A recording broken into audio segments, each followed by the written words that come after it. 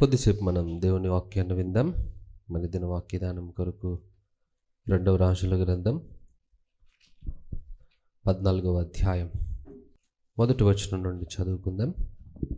ఇశ్రాయేలు రాజును యెహోయాహాజు కుమారుడైన యెహోయాజు ఏలుబడిలో 2వ సంవత్సరమందు యోధారాజును యోవాషు కుమారుడైన అమజ్యా రాజాయను. అతడు ఏలడారంభించినప్పుడు 25 ఏండ్ల వాడే యెరూషలేమునందు 29 సంవత్సరములు ఏలెను. అతని తల్లి యెరూషలేము కాపురాస్తురాలైన యెహోయాదాను. హల్లెలూయా. ఈరోజు మరి 14వ అధ్యాయంలో ఉన్నటువంటి చరిత్ర మనం ధ్యానించబోతున్నాం. ఈ అధ్యాయంలో 2 రాజులు మరలా మనకు పరిచయం అవుతారు. ఒకరు అమజ్యా, ఈయన యోవాషు కుమారుడుగా పిలువబడ్డాడు. యూదా ప్రాంతాన్ని పరిపాలిస్తున్నటువంటి రాజు. ఇక 2వ భాగంలో ఇజ్రాయేలు రాజుగా ఒక ఆయన పరిచయం అవుతాడు. యెహూ యొక్క కుమారులు 4గురుగా వారు ఉండి 4 తరముల వరకు పరిపాలన చేస్తారని దేవుడు వాగ్దానం చేశాడు గనుక ఆ వాగ్దాన క్రమములో ఆ యెరోబాము అనే వ్యక్తి కూడా అందులోనే ఉన్నాడు. ఈయన యెహోయాషు యొక్క కుమారుడుగా పిలువబడ్డాడు. వీరిద్దరి యొక్క పరిపాలన వివరాలు, వారు చేసినటువంటి పనులను గూర్చినటువంటి వివరాలు మనకి ఈ అధ్యాయంలో రాయబడ్డాయి. ఇందులో మొదటిగా మనకి వ్రాయబడినటువంటి రాజు అమజ్యా అనేటువంటి ఒక రాజును గురించిన చరిత్ర మనకి ఇవ్వబడింది. ఈయన 25 సంవత్సరాల వయస్సులో పరిపాలన ఆరంభించి 29 సంవత్సరాలు యూదా ప్రాంతాన్ని పరిపాలించాడు. ఈయన ఆరంభము చాలా అద్భుతంగా కనబడుతుంది మనకి, కానీ ముగింపు మాత్రము ఆయన త్రోవ తప్పిపోయిన స్థితిలో కనబడుతుంది. ఆయన యొక్క జీవితంలో 2 భాగాలు ఉంటాయి. ఒకటి దేవునికి అనుసరించి లోబడినప్పుడు ఉన్నటువంటి జీవితము, రెండవది దేవుణ్ణి తృణీకరించి ఆయన దేవుణ్ణి విడిచిపెట్టినప్పుడు ఆయన కలిగి ఉన్నటువంటి పరిస్థితులు. ఈ 2 కూడా ఆయన జీవితంలో 2 రకాల పరిస్థితులను కలుగజేశాయి. ఈరోజు వాటిని గురించి కాస్త వివరంగా మనం నేర్చుకునే ప్రయత్నం చేద్దాం. మొదటిగా ఈయన దేవుని పట్ల భయభక్తులు కలిగి ఉన్నప్పుడు ఆయన చేసినటువంటి పనులు, ఆయన జీవించిన జీవిత విధానం ఏంటో మొదటి భాగంలో రాయబడింది. ఈ రాజు అనగా ఆ అమజ్యా అనేటువంటి రాజు పరిపాలనలోనికి వచ్చినటువంటి కొంతకాలము తర్వాత ఆయన స్థిరపడ్డాడట. అలా స్థిరపడిన తర్వాత ఆయన చేసినటువంటి మొదటి పని ఏంటనంటే, ఈయన తండ్రిని యోవాషుని కొంతమంది వ్యక్తులు అన్యాయంగా చంపేశారు. ఈయన రాజుగా ఉన్నప్పుడే ఈయనని మోసగించి చంపేశారు అన్నమాట. అలా ఆయన చనిపోయిన తర్వాత ఆయన స్థానంలో ఇప్పుడు అమజ్యా రాజు అయ్యాడు. ఎప్పుడైతే రాజద్రోహం చేసినటువంటి వ్యక్తులను గూర్చి అమజ్యాకి విషయం తెలిసిందో, ఇక వాళ్ళను వెంటనే చంపడానికి ఇష్టపడలేదట. మొదట తన రాజ్యమును స్థిరపరచుకునేటువంటి ప్రయత్నాన్ని ఆయన చేశాడు. రాజ్యము స్థిరపరచబడిన తరువాత అప్పుడు రాజద్రోహాన్ని ఎవరైతే చేసిన వాళ్ళు ఉన్నారో వారిని పట్టుకుని ఆ చేసినటువంటి 2 వ్యక్తులను చంపేశాడట. అంతేగాని వారి పిల్లల జోలికి మాత్రం వెళ్ళలేదు. ఎందుకు వారి పిల్లల్ని చంపలేదు? సహజంగా ఆ కాలంలో పరిస్థితులన్నీ ఎలా ఉంటాయనంటే, ఎవరైనా తప్పు చేసిన వారు ఉన్నప్పుడు వారిని వారి కుటుంబంతో సహా చంపడం అనేది ఒక పద్ధతిగా ఉండేదట. కానీ దేవుని వాక్యం వేరు, మనుషుల ఆలోచన విధానం వేరు. ఆ రోజుల్లో ఈ రాజుగారు పరిపాలన చేస్తున్నప్పుడే చాలామంది సలహాలు ఇచ్చి ఉండొచ్చు. రాజుగారు, మీరు ఆ పెద్దవాళ్ళిద్దరిని చంపేసి ఒకవేళ పిల్లల్ని వదిలిపెట్టేస్తే వారు మరలా మీ మీద పగబట్టే అవకాశాలు ఉంటాయి. మిమ్మల్ని చంపేటువంటి ఆలోచనలు కూడా వాళ్ళకు వస్తాయి. కాబట్టి శత్రుశేషం అనేది లేకుండా చేయగలిగితేనే మీ మనుగడకు అది మేలును కలుగు చేస్తుంది అని చాలామంది సలహాలు ఇచ్చి ఉండొచ్చు. కానీ ఎంతమంది ఎన్ని మాటలు మాట్లాడినా రాజు దేవుని యందు భయభక్తులు కలిగిన వాడుగా ఉన్నాడు కాబట్టి దేవుని వాక్యం ఏం చెప్తుందో దానికి మాత్రమే ఆయన లోబడడానికి ఇష్టపడ్డాడట. ఎందుకంటే ద్వితీయోపదేశకాండంలో మోషే ప్రజలందరికీ ఆజ్ఞలు జారీ చేసేటప్పుడు ఈ మాటను తెలియజేస్తాడు. తల్లిదండ్రుల యొక్క దోషమును బట్టి పిల్లలు శిక్షింపబడకూడదు, పిల్లలని చంపకూడదు అని దేవుని ద్వారా మోషే ఒక నియమమును అక్కడ ఏర్పాటు చేశాడు. రాజుగా ఈయన అభిషేకింపబడి పరిపాలన ఆరంభించిన తర్వాత ప్రతి రాజు దగ్గర ధర్మశాస్త్రపు ప్రతులు ఖచ్చితంగా ఉంటాయి. ఆ ధర్మశాస్త్రపు విధులను బట్టే రాజులందరూ కూడా పరిపాలన చేయాలి. ఈ రాజు కూడా ఆ ధర్మశాస్త్ర ప్రతులను బట్టి ఆయన ప్రజల విషయంలో శిక్షణ విధించేటప్పుడు ధర్మశాస్త్రానుసారముగానే శిక్షణ విధిస్తున్నాడు అన్నమాట. సహజంగా ఆ టైంలో ఒక ఆలోచన వస్తుంది ఏంటంటే, నా చుట్టూ ఉన్న ఈ పెద్దవారికి లేకపోతే ఈ ఆలోచన కర్తలకు నేను లోబడకపోతే వారు ఫీల్ అవుతారేమో, లేకపోతే వాళ్ళు నన్ను వ్యతిరేకిస్తారేమో, లేదా నన్ను విభేదిస్తారేమో, ఇలాంటి ఆలోచనలు కూడా వచ్చే అవకాశాలు ఉంటాయి. కానీ రాజుగారి యొక్క ఆలోచన ఏంటనంటే, నేను మనుషులను సంతోషపెట్టుట కంటే కూడా దేవుణ్ణి సంతోషపెట్టడం అనేది నా జీవితంలో ప్రాముఖ్యమైన విషయం. ఎందుకనంటే మనుషులను సంతోషపెట్టేవాడు దేవుణ్ణి ఎప్పటికీ కూడా సంతోషపెట్టలేడు. దేవుణ్ణి సంతోషపెట్టాలనుకున్నవాడు మనుషుల యొక్క సంతోషాన్ని గురించి ఇంకా ఆలోచన చేయలేడు. ఎందుకనంటే మనుషుల యొక్క ఆలోచన విధానం వేరు, దేవుని యొక్క ఆలోచన విధానం వేరు. మనుషులు సంతోషించే వాటిలో దేవుడు సంతోషించలేడట. ఎందుకనంటే మనిషి ఎప్పుడు కూడా దేవునికి విరుద్ధమైన వాటిల్లోనే ఆనందిస్తూ ఉంటాడు. ఇప్పుడు ఆదివారం రాగానే దేవుణ్ణి సంతోషపెట్టాలనుకున్న వాళ్ళు ఏం చేస్తారు? దేవుని యొక్క ఆజ్ఞలకు లోబడుతూ దేవునితో సమయం గడపడానికి వారి జీవితాన్ని కేటాయిస్తారు. దేవుని సన్నిధిలో చేరి దేవుడు వారమంతట్లో చేసినటువంటి ఉపకారములకు కృతజ్ఞత చెల్లిస్తూ దేవుణ్ణి సంతోషపెట్టేవారుగా జీవిస్తారట. అదే లోకంలో మనుషులను సంతోషపెట్టే వాళ్ళు ఏం చేస్తారనంటే, మనుషుల ఆలోచనలకు ఏకీభవిస్తూ వారితో పాటు కలిసి నడుస్తూ వారి మార్గములలో వీళ్ళు కూడా ప్రయాణం చేస్తూ దేవునికి గాయాన్ని కలుగు చేసే వాళ్ళు కూడా ఉంటూనే ఉంటారు. అందరిలోనూ ఇదే ఒకే రకమైన మనస్తత్వం ఉండదు. పేరుకి అందరూ క్రైస్తవులుగా పిలువబడొచ్చేమో కానీ అందరూ దేవుణ్ణి సంతోషపెట్టేవారుగా ఉండరు. ఈరోజు మన జీవితంలో కూడా చాలాసార్లు ఇదే పొరపాట్లు మనం చేస్తూ ఉంటాం. ఏదైనా ఒక పరిస్థితులలో మనుషుల ఆలోచనలు మనకి వినిపించబడతాయి, రెండోది దేవుని యొక్క ఆజ్ఞలు కూడా మనకు వినిపించబడతాయి. ఈ రెండింటిలో దేన్ని ఎంపిక చేసుకుంటున్నామో అనే దానిని బట్టి మనం వెళ్ళే మార్గము నిర్ణయించబడుతుంది. అయితే మనుషులను సంతోషపెట్టాలనుకున్న వానికి దేవుని మాటలు చెవికెక్కవట. దేవుణ్ణి సంతోషపెట్టాలనుకున్నవాడు మనుషుల మాటకి చెవి ఒగ్గలేడనమాట. ఈ రాజు దేవుణ్ణి సంతోషపెట్టాలి అని అనుకున్నాడు కాబట్టి ఆ మనుషులు చెప్పినటువంటి మాటలన్నింటినీ పక్కన పెట్టేసి దేవుని హెచ్చరికలకు ఆయన లోబడ్డాడు అనమాట. అందుకనే వారి పిల్లలను వదిలిపెట్టేసి రాజద్రోహము చేసినటువంటి ఆ ఇద్దరు వ్యక్తులను మాత్రము హతమార్చేశాడు. అలా జరిగిన తర్వాత ఇక రాజ్యము స్థిరపరచబడింది. రాజ్యము స్థిరపరచబడిన తర్వాత రాజు చేసినటువంటి మరొక పని ఏంటనంటే, ఆయన దేశంలో 20 సంవత్సరాల వయసు కంటే పైబడిన వారు యుద్ధం చేయగలిగినటువంటి సామర్థ్యం ఎవరెవరికి ఉందో వాళ్ళందరినీ పోగు చేశాడట. వాళ్ళందరినీ పోగు చేయగానే దాదాపు 3 లక్షల మంది సైన్యము ఆయన కొరకు సమకూర్చబడ్డారు. తర్వాత కొంత వెండిని వెలగా చెల్లించి ఇజ్రాయేలు ప్రాంతంలో నుండి 1,00,000 మందిని ఆయన సైన్యాన్ని తన దగ్గరికి సమకూర్పించుకున్నాడట. ఎందుకు అనంటే, ఇప్పుడు ఈయన వెళ్ళి ఎదోము ప్రాంతం మీద యుద్ధం చేయాలనేటువంటి ఆలోచనతో ఆయన ఉన్నాడు. కారణం ఏంటనంటే, ఇంతకు మునుపు ఎదోమీయులు ఈ ప్రజలకి పన్ను కట్టేవారుగా ఉండేవారు. యెహోరాము కాలములో యెహోరాము యొక్క పొరపాటును బట్టి చుట్టూ ఉన్న దేశాలలో ఒక్కొక్కరు తిరుగుబాటు చేయడం స్టార్ట్ చేశారు. అలా చేసిన వారిలో ఎదోమీయుల గుంపు కూడా ఒకటి. వాళ్ళు ఎప్పుడైతే తిరుగుబాటు చేశారో ఇక అప్పటి నుండి వారి దగ్గర నుండి రాజుకు రావలసినటువంటి రాబడంతా కూడా ఆగిపోయింది. కానీ ఈ అమజ్యా అనే రాజు సైన్యాన్ని సమకూర్చుకుని వారి మీద యుద్ధం చేయడానికి మళ్ళా అన్ని ఏర్పాట్లు చేసుకుంటూ ఉన్నాడు అన్నమాట. అలా ఏర్పాట్లు చేసుకుంటున్న సమయంలో ఒక ప్రవక్త ఈయన యొద్దకు పంపబడ్డాడు. ఆ ప్రవక్త వచ్చి రాజుతో చెప్పినటువంటి మాటలు ఏంటంటే, ఇవన్నీ కూడా మనకి 2వ దినవృత్తాంతాల గ్రంథం 25వ అధ్యాయంలో వ్రాయబడినటువంటి వివరాలు. మీరు తర్వాత వెళ్ళాక ఆ అధ్యాయాన్ని ఇంటికి వెళ్ళిన తర్వాత చదువుకోండి. అయితే అక్కడ ఈ సైన్యం అంతా సమకూర్చబడిన తర్వాత ఒక ప్రవక్త వచ్చి రాజుకి ఒక సలహా ఇస్తాడు. రాజా, నువ్వు ఎదోమీయుల మీదకి యుద్ధానికి వెళ్ళాలనుకుంటున్నావు. అయితే యుద్ధానికి వెళ్ళేటప్పుడు ఈ ఇజ్రాయేలు ప్రజల్లో ఎవరిని కూడా నీతో పాటు నువ్వు యుద్ధానికి తీసుకుని వెళ్ళొద్దు. ఎందుకనంటే ఇజ్రాయేలు ప్రాంతంలో ఉన్న ఎఫ్రాయిమీయులలో ఏ ఒక్కరికి కూడా దేవుడు తోడుగా ఉండడు.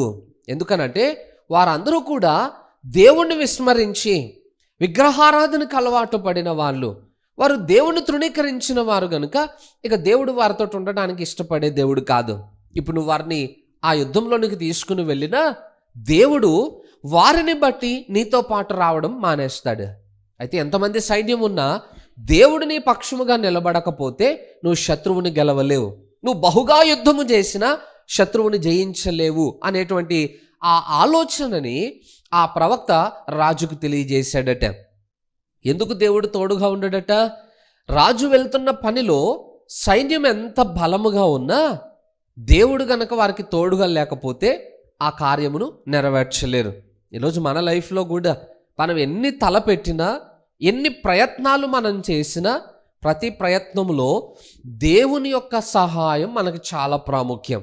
కొన్నిసార్లు మనం ఒక్కరమే ఉండి కొన్ని ప్రయత్నాలు ఆరంభిస్తాం, లేదా కొన్నిసార్లు పెద్ద గుంపుతోటి మనం ఏదైనా ప్రయత్నాన్ని ఆరంభిస్తాం.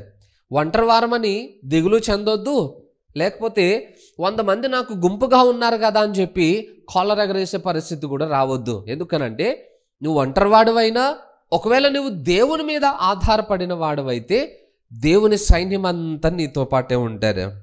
ఒకవేళ నువ్వు 100 మంది కలిగి ఉండి దేవుణ్ణి విస్మరించిన వాడవైతే దేవుని సైన్యంలో ఒక్కరు కూడా నీకు తోడుగా ఉండరు, దేవుని సహాయం నీకు అందదు. అయితే దేవుడు కార్యం చేయకపోతే నీ జీవితంలో ఏ సమస్యకి కూడా పరిష్కారం దొరకదు. నువ్వు చేసిన ఏ ప్రయత్నంలో కూడా ప్రతిఫలం మనం పొందలేం. రాజుగారికి ఆ విషయం ప్రవక్త చెప్పగానే రాజుగారు వెంటనే ఆయన ఆలోచనను మార్చుకునే ప్రయత్నం చేస్తున్నాడట. సో ఈరోజు మన లైఫ్లో కూడా మనం ఏదైనా ఒక పనిని తలపెట్టేటప్పుడు చాలాసార్లు దేవునికి విరుద్ధమైన వారిని మనతో పాటు తీసుకుని వెళ్ళే ప్రయత్నం చేస్తాం.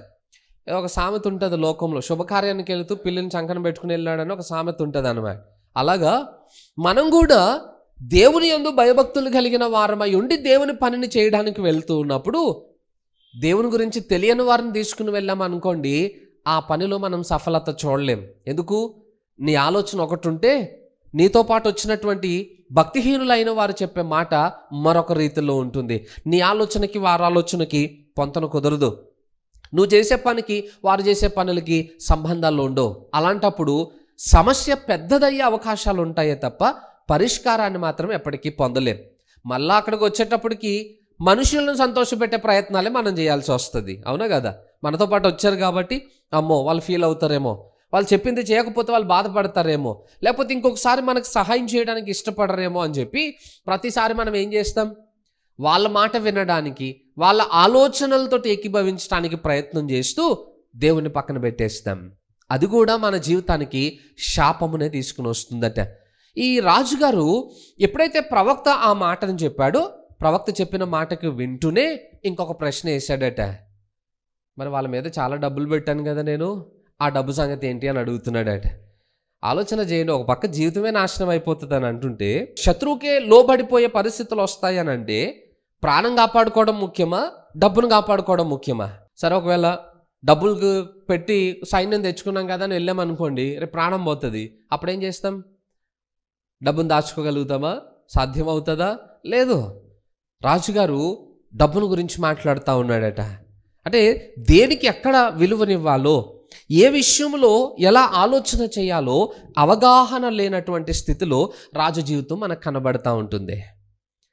సరే, ప్రాణము చాలా ప్రాముఖ్యం, దేవుడు మనతో రావడము చాలా అవసరం, యుద్ధంలో విజయం పొందడము దేశానికి క్షేమం.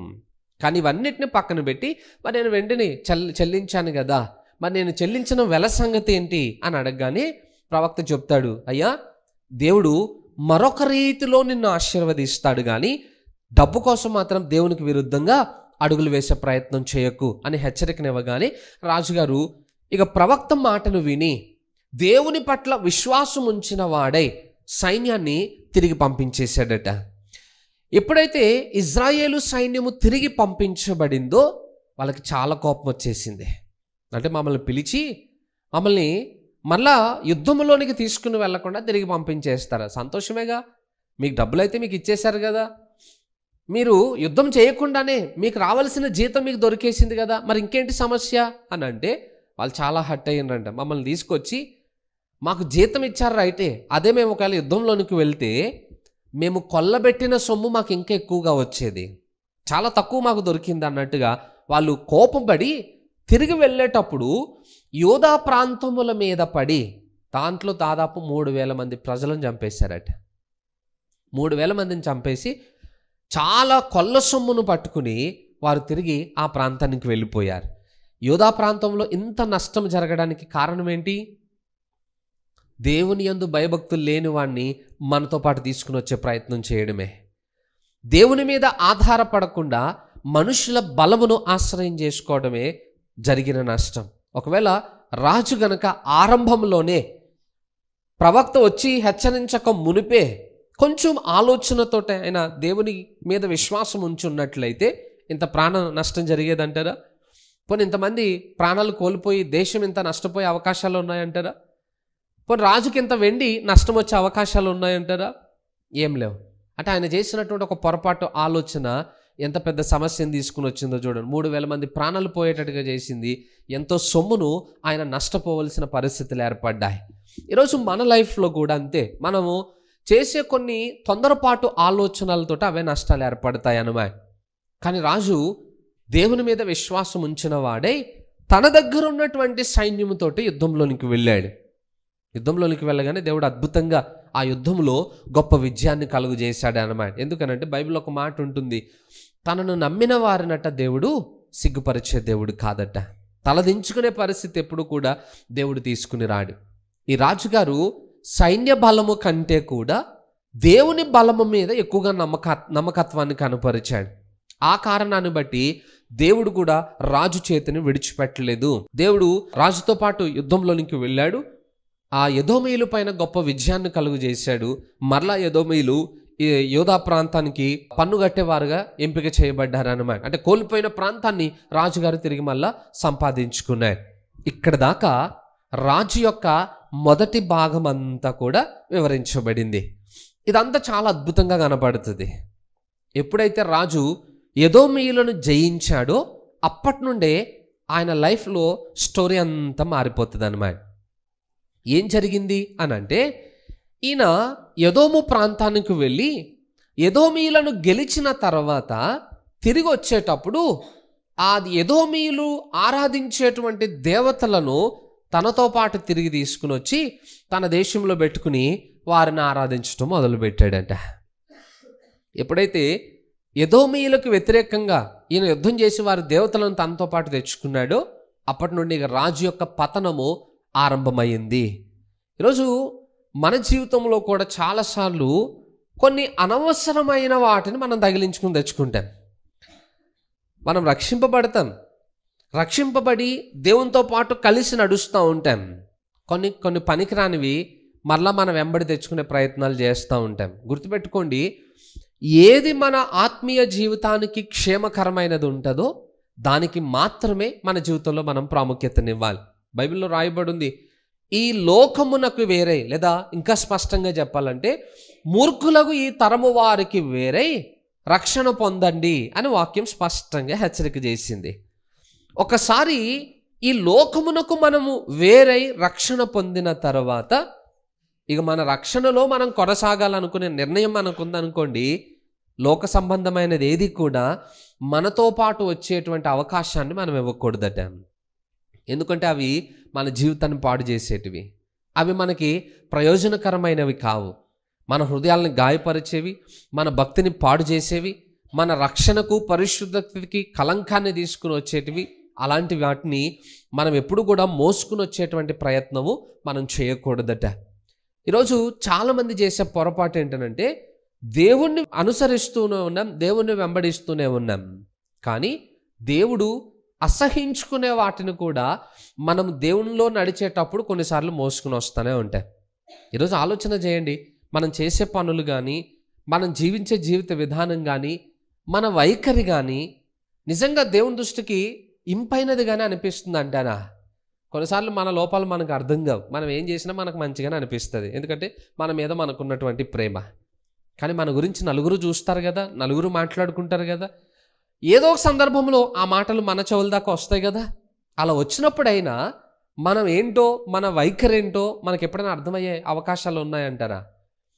పోనీ దేవుడు మనల్ని చూసినప్పుడు మన గురించి మంచి సాక్ష్యం ఇవ్వగలుగుతాడంటారా? అపోస్తలులు యేసు ప్రభువును వెంబడించేటప్పుడు వాళ్ళు ఏం చేశారు?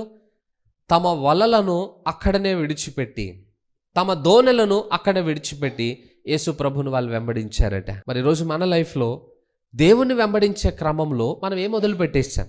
మన అలవాట్లు వదిలిపెట్టామా? మన అవిధేయతను వదిలిపెట్టామా? మనలో ఉన్నటువంటి చెడు ఆలోచనను వదిలిపెట్టామా? మన ప్రవర్తనను వదిలిపెట్టామా? ఏం వదిలిపెట్టుంటాం మనం? ఏం వదలట్లేదు, అన్నింటిని వేసుకునే బయలుదేరుతున్నాం దేవుని వెనకాల. అలా వెళ్తున్న ప్రతి సమయంలో దేవుని చేత అసహించుకోబడుతున్నామే తప్ప దేవుని చేత అంగీకరించబడేటువంటి స్థితి మన జీవితంలో ఉండట్లేదు. దేవుడు మనల్ని ప్రేమిస్తున్నాడు, చాలా మంచి విషయం అది, నిజంగానే. ఎందుకనంటే నిన్ను వల్లే నీ పొరుగువాన్ని ప్రేమించని చెప్పిన వాడు మనల్ని ఎలా ప్రేమించకుండా వదిలేస్తాడు? మనల్ని ప్రేమిస్తున్నాడు ఆయన.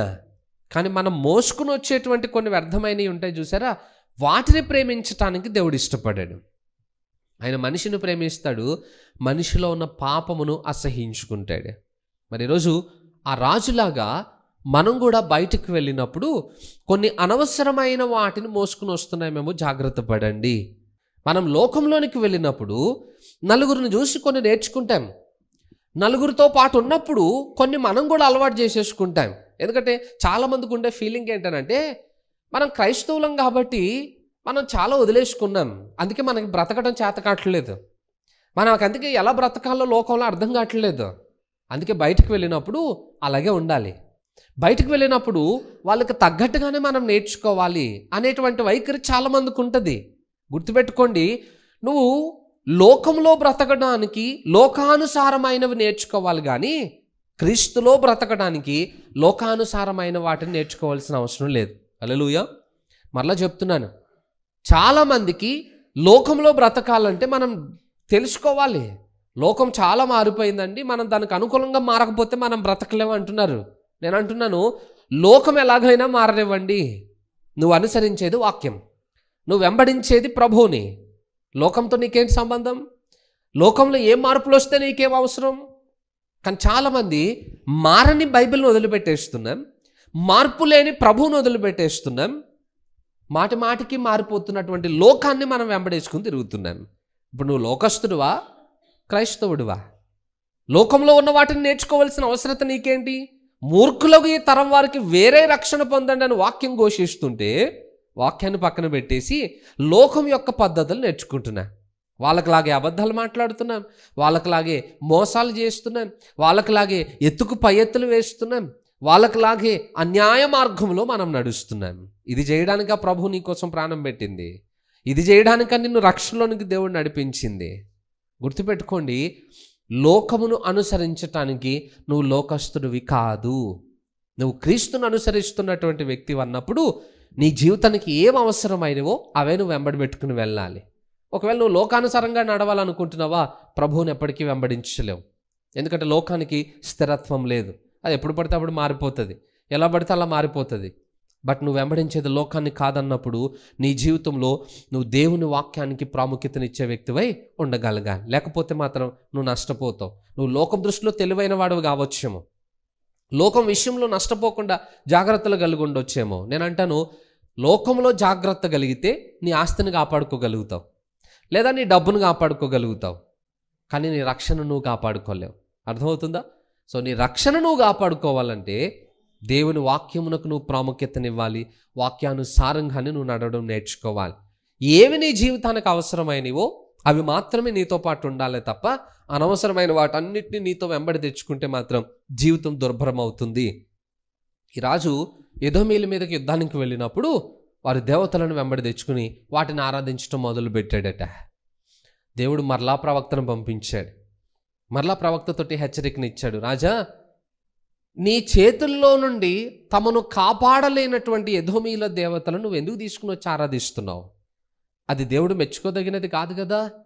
నువ్వు వెంటనే వాటిని విడిచిపెట్టమని చెప్తే కూడా రాజుకి కోపం వచ్చేసిందట, మాట వినలేదు, వాటిని ఆరాధించుతూ ఉన్నాడు. ఎప్పుడైతే దేవుని యొక్క ఆలోచనలకి రాజు వ్యతిరేకంగా జీవించటం, నిర్ణయాలు తీసుకోవటం మొదలుపెట్టాడో దేవుని హస్తము కూడా రాజుకు వ్యతిరేకంగా మారిపోయింది. బైబిల్లో ఒక మాట ఉంటుంది కదా, నన్ను గణపరచు వారిని నేను గణపరిచేదను. రాజు నిజంగా మొదట్లో దేవుణ్ణి గణపరిచాడు కాబట్టి ఎదోమీయుల మీద విజయాన్ని అనుగ్రహించి దేవుడు రాజును గణపరిచాడు.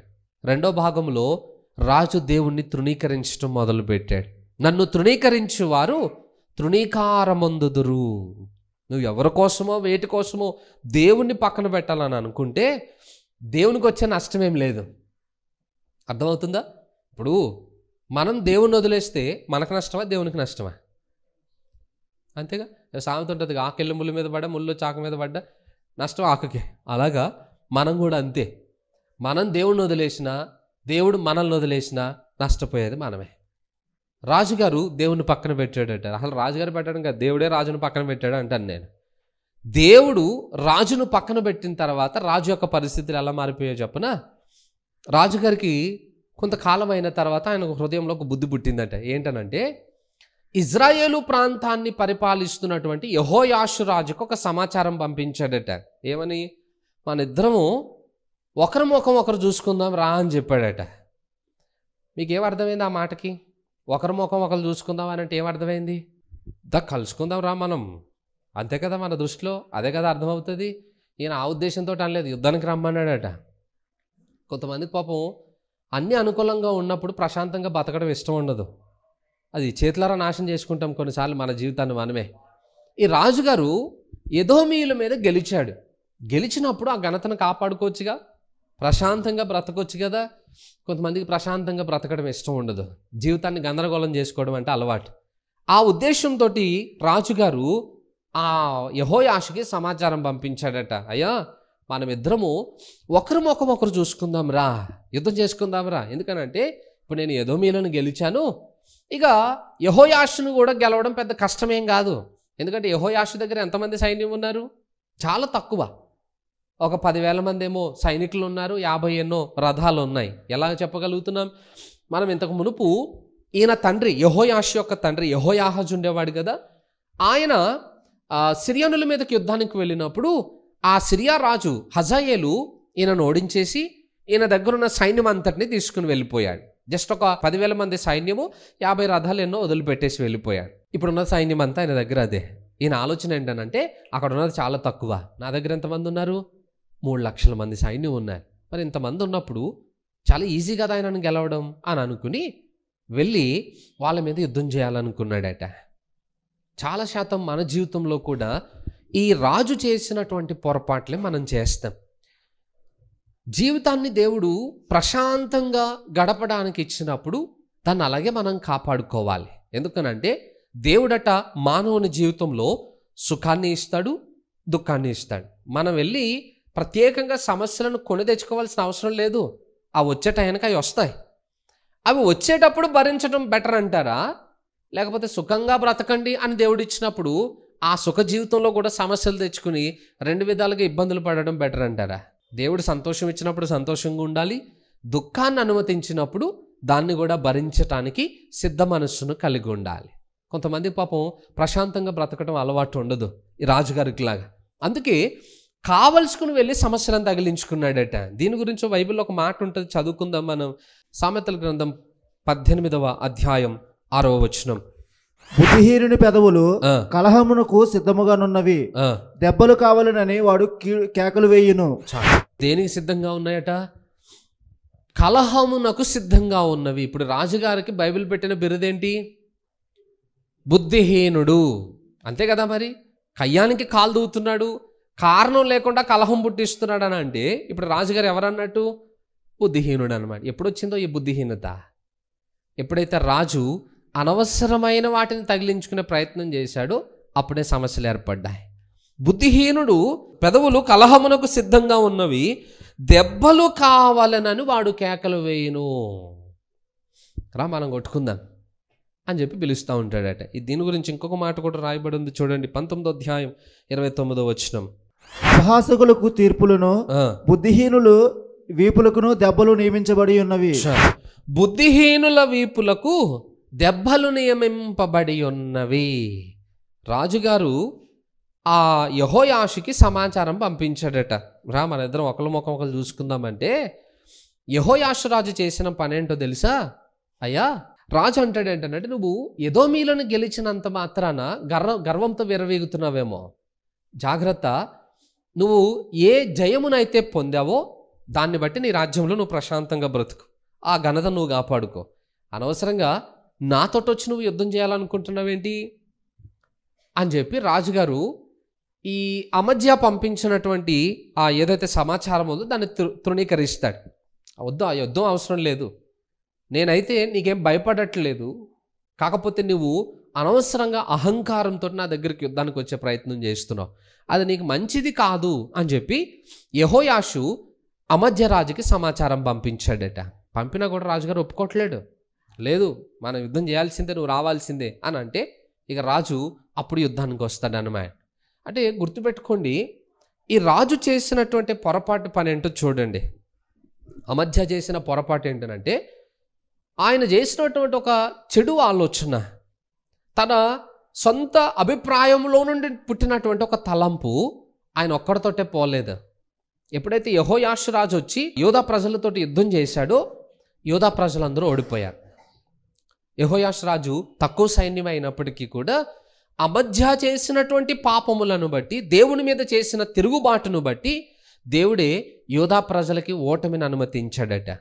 ఎప్పుడైతే వాళ్ళు ఓడిపోయారో యెహోయాషు రాజు వీళ్ళందరినీ బంధించేశాడు. యోధా ప్రాంతం యొక్క ప్రాకారపు గోడని 400 మూరల లెంత్ అంత పొడవున ఆ ప్రాకారపు గోడనంతటిని డ్యామేజ్ చేసేసాడు, కూల్చేశాడు. చాలామంది వ్యక్తులను బంధించి తీసుకుని వెళ్ళిపోయాడు. కొంతమంది ఏమంటారంటే రాజుగారిని కూడా బంధించి తీసుకుని వెళ్ళిపోయాడని చెప్పి కొంతమంది తెలియజేస్తూ ఉన్నారు. సరే, ఏదేమైనా యుద్ధంలో యోధా ప్రజలందరూ ఓడిపోయారు. చాలా పెద్ద సైన్యం. నేను చెప్పానుగా ఫస్ట్లోనే, దేవుడు తోడుగా లేకపోతే మన వెనకాల ఎంతమంది ఉన్నా మన యుద్ధంలో గెలవలేం, మన సమస్యలను మనం జయించలేం. ఎప్పుడైతే ఈ రాజు ఓడిపోయాడో ఇక యెహోయాషు వాళ్ళందరినీ బంధించి తీసుకుని వెళ్ళిపోయాడు. దానివల్ల యోధా ప్రజల్లో చాలామంది ప్రాణాలు పోగొట్టుకున్నారు. యోధా ప్రాంతంలో చాలా సొమ్ము దోచుకోబడిందట. పైగా ప్రాకారపు గోడ ఏదైతే ఉందో ఆ సంరక్షణ తొలగించబడింది. చాలా పెద్ద నష్టం జరిగింది. ఈ నష్టం అంతటికి కారణం ఎవరు? ఒక్కడు చేసిన ఆలోచన, ఒక్కరు చేసినటువంటి ఆ బుద్ధిహీనమైన ప్రయత్నము ఎంతమందిని డ్యామేజ్ చేసిందో చూడండి. కొన్నిసార్లు మన లైఫ్లో కూడా మనం చేసే కొన్ని ఆలోచనలు మనకొక్కరికి సమస్యగా మారో, మనతో పాటు ఉన్న వారందరికీ సమస్యలుగా మారుతాయి. అందుకే ఏ ఆలోచన చేస్తున్నా దాన్ని కొంచెం జ్ఞానంగా మనం ఆలోచన చేయకపోతే అది అందరికీ సమస్యలుగా మారే అవకాశాలు ఉంటాయి. కొన్నిసార్లు మనము మన ఆలోచనలతోటి మనం ముందుకు వెళ్ళిపోతాం. కొన్నిసార్లు అది తప్పు అని తెలిసినా కూడా మన అహాన్ని విడిచిపెట్టడానికి ఇష్టపడలేక మనం దాన్నే కొనసాగించే ప్రయత్నం చేస్తాం. ఇప్పుడు రాజుగారు, నేను ఎదోమీల మీద గెలిచాను కాబట్టి ఇక నాకు ఎదురెవరు, ఇక నాకు ఓటమి ఎక్కడుంది, నా దగ్గర ఇంత సైన్యం ఉంది కదా, నన్ను గెలవగలిగిన వాళ్ళు ఎవరు అని చెప్పి ఆ రాజుకి వ్యతిరేకంగా వెళ్ళాడు. వద్దని చెప్పినా కూడా ఒప్పుకోలేదట. దేవుడు కూడా కొన్నిసార్లు మనము తొందరపాటు నిర్ణయాలు చేస్తాం, మన జీవితాన్ని మనమే సమస్యల పాలు చేసుకుంటూ ఉంటాం. అయినా దేవుడు వెంటనే సమస్యలకు అనుమతి ఇవ్వడు. దేవుడు మార్పు చెందడానికి ఒక అవకాశం ఇస్తాడట. మార్పు చెందడానికి దేవుడు మనకు అవకాశం ఇచ్చినా చాలాసార్లు మనము ఆ అవకాశాన్ని సద్వినియోగం చేసుకోవడం కంటే కూడా దుర్వినియోగం చేసుకుంటాం. అలా దుర్వినియోగం చేసుకున్న వాడిని మూర్ఖుడు అని పిలుస్తారన్నమాట. దాని గురించి కూడా బైబిల్లో ఒక మాట ఉంది చూడండి. 16వ అధ్యాయం, సామెతల గ్రంథం 16వ అధ్యాయం 28వ వచనం. మూర్ఖుడు కలహమును పుట్టించును, కొండెగాడు మిత్రభేదము చేయును. చాలు. మూర్ఖుడు ఏం చేస్తాడట? కలహమును పుట్టిస్తాడట. ఎందుకంటే వాడికి ప్రశాంతంగా ఉండడం తెలియదు, జీవితాన్ని కాపాడుకోవడం తెలియక ఆ కలహమును మరలా పుట్టించి సమస్యను పెద్దది చేసుకుంటూ ఉంటాడట. దాన్ని ఆపోజిట్లో ఆలోచన చేయండి. ఒకవేళ ఆ స్థలంలో జ్ఞానవంతుడు ఉంటే ఏం చేస్తాడు? సమస్యను పరిష్కరించుకునే ప్రయత్నం చేస్తాడు. అరే, మనం ఏదో తొందరపడి మాట్లాడినాంలే, యెహోయాషు ఒక అవకాశం ఇచ్చాడు కదా యుద్ధం జరగకుండా మన దేశాన్ని కాపాడుకోవడానికి, కాబట్టి మనం దీన్ని ఇక్కడితో ఆపేస్తే బాగున్ను అని అనుకుంటాడు. కానీ రాజు మూర్ఖతను కూడా కనపరిచాడట. బుద్ధిహీనతే కాదు, మూర్ఖతను కూడా కనపరిచినందున కలహముకే ప్రాముఖ్యతనిచ్చి వెళ్ళి రాజుతో యుద్ధం చేయడానికి ఇష్టపడ్డాడట. చాలా నష్టపోవలసి వచ్చింది. బైబిల్లో ఒక మాట ఉంటుంది, సామెతల గ్రంథమే చూడండి, 15వ అధ్యాయం 32వ వచనం. శిక్షణొందని వాడు తన ప్రాణమును తృణీకరించును, గద్దింపును వినువాడు వివేకియగును.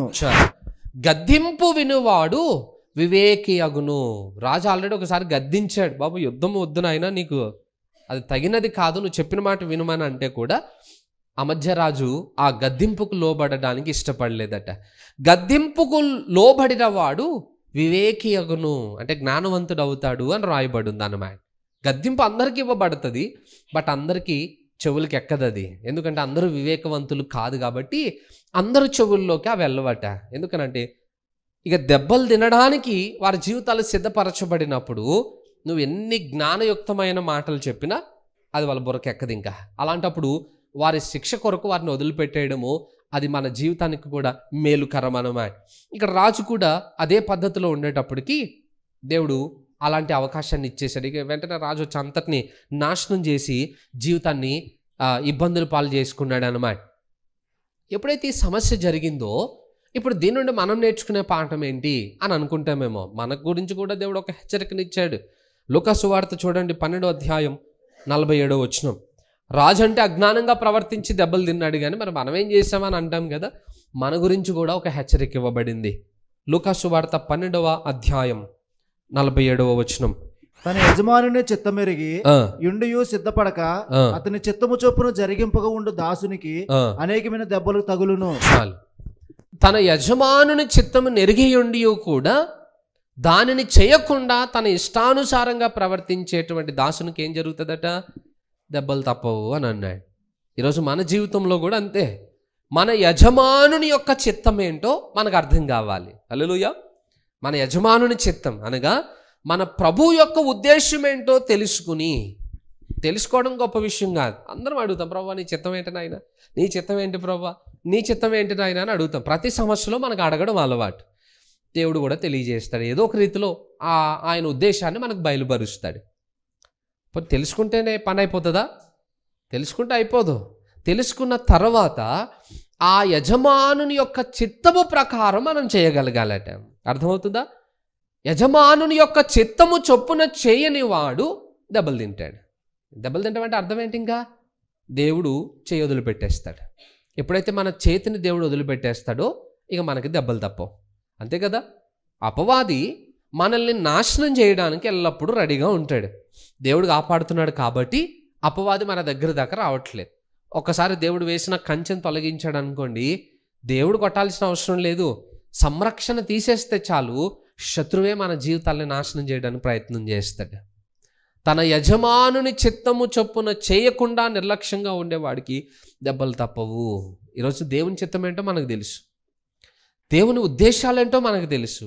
దాని ప్రకారం మనం నడవకపోతే, అడుగులు వేయకపోతే మనకు కూడా దెబ్బలు తప్పవు. ఆ స్థితికి మన జీవితాలు అప్పగింపబడక మునిపే మనం మేనుకొనుపు పొందాలనేది దేవుని ఆలోచన అన్నమాట. ఈ యెహోయాషు కొంతకాలానికి చనిపోయాడు. చనిపోయిన తర్వాత ఈ అమధ్యరాజు ఇంకా 15 సంవత్సరాలు ఆయన బ్రతికాడట. మరి శత్రురాజ్యంలోనే ఉన్నాడా, తన సొంత రాజ్యంలోనే ఉన్నాడా అనే వివరాలు మనకి అక్కడ స్పష్టంగా వ్రాయబడలేదు, కానీ బట్ ఇంకా 15 సంవత్సరాలు ఎక్స్ట్రా ఆయన బ్రతికాడు. తర్వాత అక్కడ నుండి ఆయన లాకీషు అనేటువంటి ఒక ప్రాంతానికి పారిపోయి వెళ్ళిపోయాడట. ఎందుకు అక్కడికి వెళ్ళిపోయాడనంటే ఇక తన దేశంలో ఉండడానికి ఆయనకి ఇష్టం లేదు. బహుశా విడిపించబడిన తర్వాత అక్కడికి పారిపోయి ఉండొచ్చు. ఎప్పుడైతే ఈయన లాకీషుకు వెళ్ళిపోయాడో యూదా ప్రజలు రాజు మీద కుట్ర చేశారట. కుట్ర చేసి ఆయనను చంపడానికి కొంతమంది మనుషులను ఆయన వెనకాల పంపించినందున వీళ్ళు వెళ్ళి ఆ లాకీషు ప్రాంతంలోనే అమధ్య రాజును చంపేసి ఆయనను తీసుకుని వచ్చి యూదా దేశంలో ఆ దావీదు యొక్క ఇంటి వారి యొక్క సమాధుల్లో ఈయనను కూడా అక్కడనే సమాధి చేశారన్నమాట. ఎందుకు లాకీషు అనే ప్రాంతంలో చంపబడ్డాడు అని అంటే దాని గురించి కూడా ఒక మాట వ్రాయబడి ఉంది. ఏంటనంటే అసలు విగ్రహారాధన అనే దాన్ని మొదట ఆరంభించింది లాకీషు పట్టణస్తులేట. ఒక వచనం మనం చదువుకుందాం. మీకా గ్రంథం 1వ అధ్యాయం 13వ వచనం చూడండి. లాకీషు నివాసులారా, రథములకు యుద్ధపు గుర్రములను కట్టుడి. ఇజ్రాయేలు వారు చేసిన తిరుగుబాటు క్రియలు నీ యందు కనబడినవి. అది సియోను కుమార్తె పాపమునకు ప్రధాన కారణముగా ఉండును. ఇజ్రాయేలు వారు చేసిన తిరుగుబాటు క్రియలు నీ యందు కనబడినవి, అది సియోను కుమార్తె పాపమునకు ప్రధాన కారణముగా ఉండెను. ఇజ్రాయెల్ చేసిన వారు తిరుగుబాటు ఏంటి? వారు దేవుణ్ణి ఆరాధించకుండా దాను, బేతేలు అనే ప్రాంతాలలో 2 బంగారు దూడలను చేసుకుని ఆరాధించడం మొదలుపెట్టారు. అదే పనిని ఇప్పుడు యూదా ప్రాంతస్తులు కూడా చేయడం మొదలుపెట్టారట. ఈ లాకీషు పట్టణం వారు మొదటగా ఆ విగ్రహములను తమ ప్రాంతాలకు తెచ్చుకున్న ప్రయత్నం చేశారట.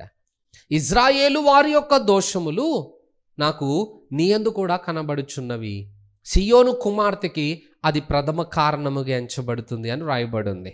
ఆ స్థలానికి లాకీషు వెళ్ళినప్పుడు ఆయన అక్కడనే చంపబడ్డాడు అన్నమాట. ఎందుకంటే ఈయన కూడా వారి మీదనే ఆధారపడి వాటి వలన తన జీవితాన్ని భ్రష్టు పట్టించుకున్నాడు కనుక ఆయన జీవితం నష్టపోవాల్సి వచ్చింది. ఈరోజు మన లైఫ్లో కూడా మన నష్టానికి కారణం ఏంటనంటే కొన్ని అనవసరమైన వాటిని మన జీవితంలో మనం అనుసరించటమే దానికి కారణం. ఆ రాజు చంపబడ్డాడు. ఆయన తర్వాత ఆయన కుమారుడు రాజుగా ఎంపిక చేయబడ్డాడు. ఇక 2 నిమిషాల్లో ఇజ్రాయెల్ చరిత్ర చెప్పేస్తాను. యెహోయాషు చనిపోయాడు. ఆయన తర్వాత యెరోబాము 2, మనకు అర్థం కావడానికి 2 అని పేరు పెట్టుకుంటున్నా. ఎందుకంటే ఆరంభంలో ఒక యెరోబాము ఉండేవాడు. ఇప్పుడు యెహోయాషు కుమారునికి కూడా యెరోబాము అనే పేరు పెట్టబడింది. ఆయన యెరోబాము 2 అన్నమాట. మనం ఎప్పుడైనా చెప్పాల్సి వచ్చినప్పుడు ఈజీగా ఉండడానికి. సో ఈ యెరోబాము 2 అనేటువంటి వ్యక్తిని రాజుగా పట్టాభిషేకం చేశారు. ఈయన వలన దేశం ఇంకా భ్రష్టు పట్టిపోయింది. ఇజ్రాయెల్ ప్రాంతం ఇంకా భయంకరమైన పాపాలు జరుగుతున్నాయి. కానీ నేను ఇజ్రాయేలును ఆకాశము కింద ఉండకుండా తుడిచిపెట్టను అని దేవుడు చేసిన వాగ్దానాన్ని నిలబెట్టుకోవడానికి వారు చేసిన పాపముల విషయంలో కూడా దేవుడు ఓర్పు కలిగిన వాడై వారి విషయంలో దేవుడు సహాయం చేశాడట. యెరోబాము వలన ఈ సిరియనులు అక్కడ నుండి విడిపించబడ్డారు. ఇంతకు మునుపు మనం చదువుకున్న అధ్యాయంలో యెహోయాహాజు కాలంలో నీ కొరకు ఒక రక్షకుని నేను పంపిస్తాను, అతని వలన మీరు విడిపించబడతారని దేవుడు వాగ్దానం చేశాడు కదా. ఆ రక్షకుడు ఈయనే అనేది చాలా మంది యొక్క ఆలోచన అన్నమాట. ఎందుకంటే మనం ఒక వచనం చదువుకుంటే 27వ వచనం చదువుతున్నాను చూడండి. యెహోవా ఇజ్రాయేలు వారు పొందిన బాధ ఘోరమైనది అనుకొనెను, ఇజ్రాయేలును పేరు ఆకాశం క్రింద నుండి తుడిచివేయనని యెహోవా సెలవిచ్చి ఉండెను గనుక యెహోయాషు కుమారుడైన యెరోబాము ద్వారా వారిని రక్షించెను. యెరోబాము వలన ఇజ్రాయేల్ ప్రజలు సిరియనుల నుండి విడిపించబడ్డారట. వారి బానిసత్వంలో నుండి తప్పించబడ్డారన్నమాట. నేను ఈ సమస్యకి ఒక రక్షకుని పంపిస్తానని దేవుడు చేసిన వాగ్దానము అది యెరోబాము ద్వారా దేవుడు జరిగించాడు. అలాగని యెరోబాము మంచివాడని కాదు, కానీ దేవుడు తాను చేసిన వాగ్దానాన్ని నిలబెట్టుకోవడానికి ఇట్టి ప్రయత్నాన్ని దేవుడు చేయాల్సి వచ్చిందన్నమాట. తర్వాత యెరోబాము కూడా చనిపోయాడు. యెరోబాము స్థానంలో ఆయన కుమారుడైనటువంటి జకరియా రాజుగా పట్టాభిషేకం చేయబడ్డాడు. ఇక వీళ్ళిద్దరి చరిత్ర తర్వాత అధ్యాయాల్లో ఉన్నాయి. వాటిని గురించి మనం వచ్చే వారం నేర్చుకుందాం. మంచిది, కొద్ది మాటలు దేవుడు దీవించునుగాక. తలలు వంచుదాం, కళ్ళు మూసుకుందాం, ప్రార్థన చేసుకుందాం. పరిశుద్ధుడా, మా ప్రియ పరలోకపు తండ్రి, నమ్మదగిన దేవా, నీకు వందనాలనైనా. ఈరోజు నీ వాక్యం ద్వారా మాతో మాట్లాడి మాకు నేర్పించిన ఈ పాఠముల కొరకు నీకు వందనాలు. విన్న మాటలు మా హృదయాల్లో ఫలింప చేయండి నాయనా. అయ్యా, మూర్ఖులకు ఈ తరం వారికి వేరే మేము పొందిన రక్షణను కాపాడుకున్నట్లుగా మాకు జ్ఞానం దయచేయండి. మా జీవితాన్ని మేము కాపాడుకుంటూ బహుభయంతో జాగ్రత్తతో అడుగులు వేస్తూ ఆత్మీయ మేలును అనుభవించే అవకాశాన్ని మాకు అనుగ్రహించండి. మాలో ఉన్న అజ్ఞానాన్ని తొలగించి నీ సాక్షులుగా మమ్మల్ని నిలబెట్టండి. విన్న మాటలు మా హృదయంలో ఫలింప చేయమని యేసు నామములో ప్రార్థిస్తున్నాను తండ్రి. ఆమెన్.